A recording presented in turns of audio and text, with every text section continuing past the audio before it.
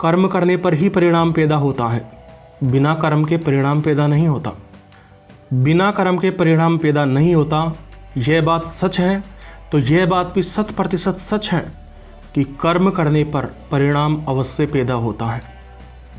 आपके दिमाग में सवाल आ सकता है कि लालचंद मीना, मैं तुम्हारी इस बात से सहमत नहीं हूँ, क्योंकि मैंने खूब मेहनत की है लेकिन मुझे परिणाम नहीं मिले।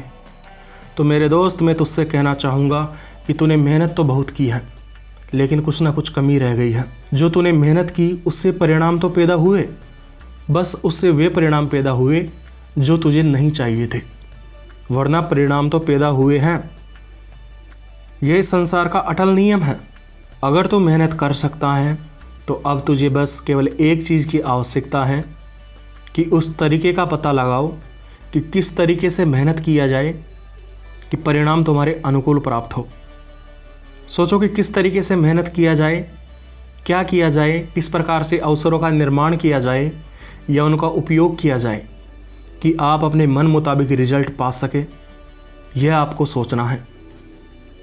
भगवत गीता में बताया गया है कि एक मनुष्य को अपना कार्य अच्छे तरीके से करते रहना चाहिए, लेकिन उस व्यक्ति को उस कार्य में या उसके परिणामों में आसक्त नहीं होना चाहिए।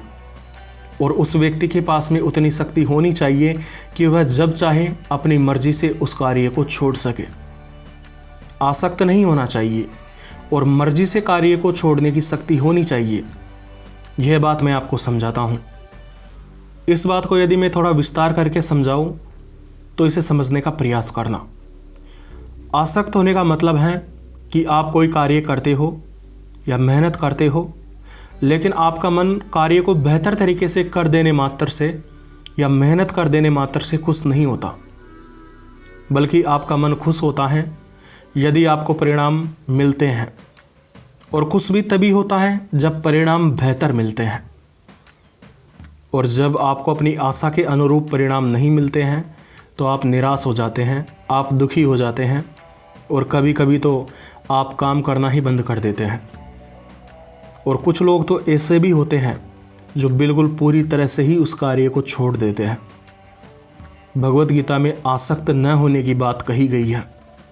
उसका मतलब है कि आप चाहे किसी भी लक्ष्य को प्राप्त करना चाहे, उसके लिए खूब मेहनत करें, बेहतर से बेहतर तरीकों का इस्तेमाल करें, लेकिन जो भी परिणाम आए उसे स्वीकार करें। आपको उस परिणाम को देखकर ना तो ज़्यादा खुश होना चाहिए और ना ज़्यादा दुखी होना चाहिए। जैसे ही आपको परिणाम का पता चलता है, आप बस अपनी गलतियां सुधारें और फिर वापस से प्रयास करने में लग जाएं।